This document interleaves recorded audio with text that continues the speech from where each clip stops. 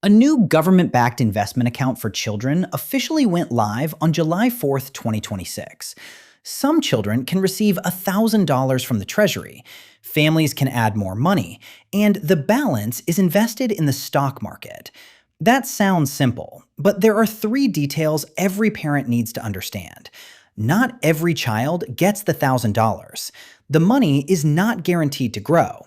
And this account is not a replacement for a 529 plan, a savings account, or a parent's retirement fund. So let's break down exactly what a Trump account is, who qualifies for the free seed money, where the money goes, and how to decide where this account fits alongside the options families already have. First, the name describes a specific type of tax-advantaged account created for children. It is legally structured as a special kind of traditional individual retirement account, but it works differently from a normal IRA while the child is young. An account can generally be opened for a child who has not turned 18 before the end of the year in which the election is made. The child also needs a Social Security number. The child owns the account, while a parent, guardian, or another authorized person manages it during the growth period. But opening an account and qualifying for the government's $1,000 are two different things. The pilot contribution is limited to eligible children born from January 1st, 2025 through December 31st, 2028. The child must be a U.S. citizen, qualify under the program's child rules, have a Social Security number, and have an election submitted for the contribution. That means a 10-year-old may be eligible to have a Trump account opened, but would not qualify for the $1,000 pilot deposit. This is probably the biggest early misunderstanding. The account is broadly available to eligible minors. The free seed contribution applies to a much narrower group of young children. Parents can make the election through the official system or by filing IRS Form 4547. The account does not appear automatically just because a child was born during the eligible period. Someone still has to claim it. The accounts officially began accepting contributions on July 4th, 2026.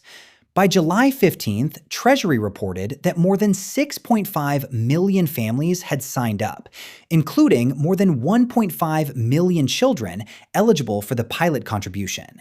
Now, let's talk about what the account actually owns, because this is not a high-yield savings account, and the $1,000 is not sitting in government bonds. At launch, contributions are invested in SPYM, the State Street Spider Portfolio S&P 500 ETF. That fund tracks the S&P 500, so the child effectively owns tiny pieces of hundreds of large U.S. companies. Treasury also selected 4 additional index ETFs for the investment menu. They are IVV, another S&P 500 fund, along with VTI, SPTM, and ITOT, which provide broader exposure to the U.S. stock market. Treasury said the ability to choose among and allocate money across those additional funds would arrive after launch. Until that functionality is available, contributions remain in the SPYM default. These are low-cost, diversified funds, but diversified does not mean safe from losses. They are all stock funds focused on U.S. companies. There is no guaranteed return, and the balance can fall sharply during a bad market year. A child with 15 years before adulthood has time to recover from many downturns, but parents should still expect the app occasionally to show less money than was contributed. That is normal investment risk, not necessarily a malfunction. If calm, practical explanations of new money rules are useful to you, consider subscribing.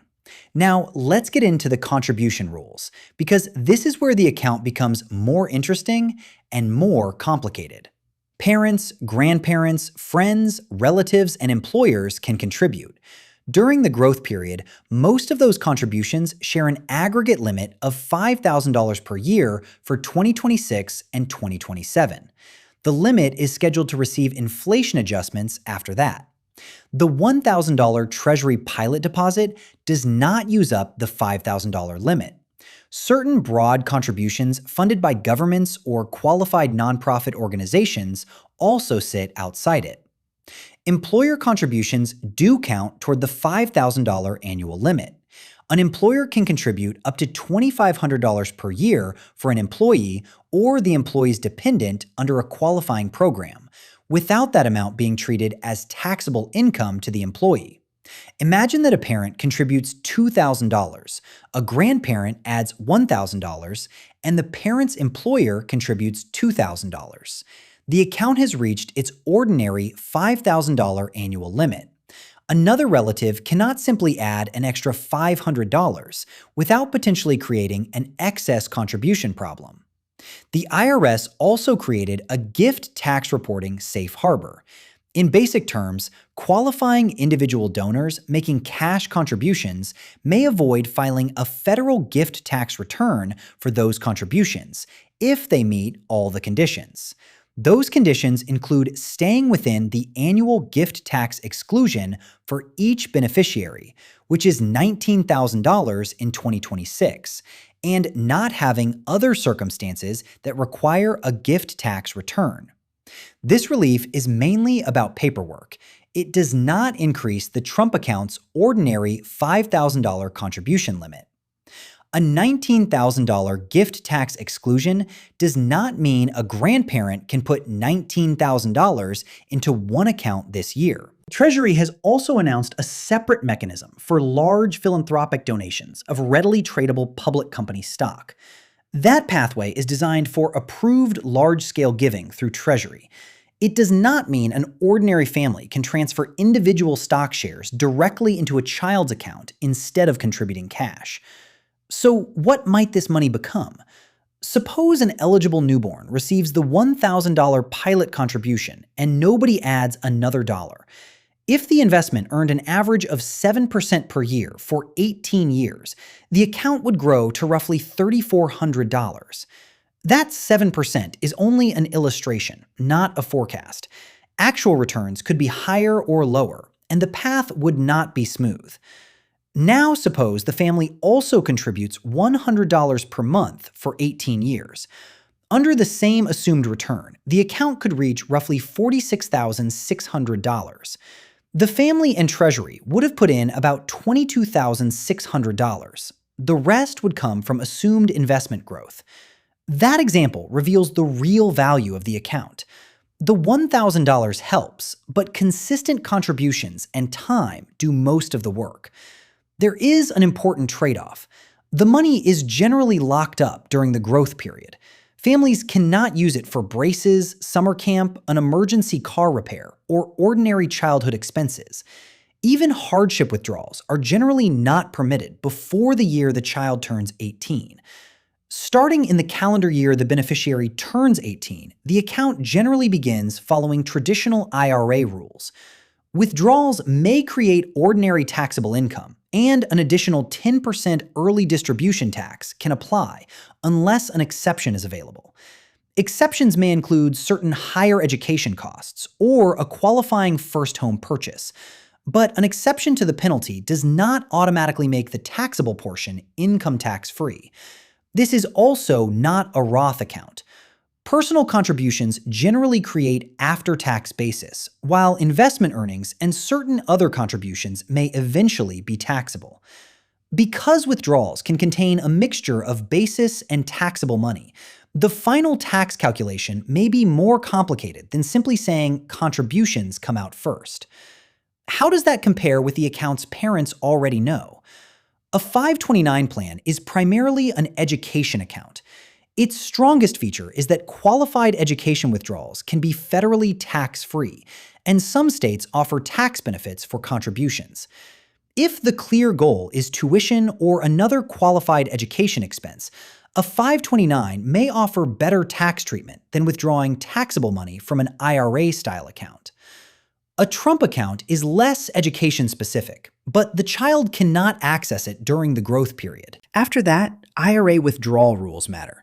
A UTMA or UGMA custodial account is more flexible. The investments can generally be used for the child's benefit before adulthood.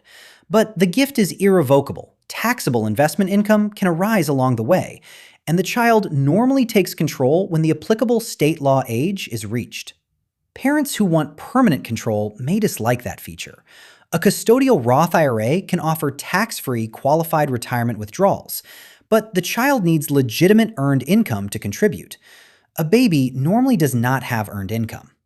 A Trump account can receive contributions during the growth period without the child having a job. An ordinary brokerage account offers the most flexibility. The owner can invest, sell, and withdraw without the Trump account's childhood lockup. The trade-off is that dividends and realized gains may generate current taxes, and there is no government seed contribution. The right mental model is not to ask which account wins. Ask which job each account performs. Emergency savings needs to stay accessible. A parent's retirement contributions protect the household's long-term stability. A 529 targets education. A brokerage account offers flexibility. A Trump account creates a restricted, long-term investment owned by the child, with a valuable one-time seed deposit for the eligible birth years. Here is the practical takeaway. If your child qualifies for the $1,000, claiming it is the obvious first item to investigate.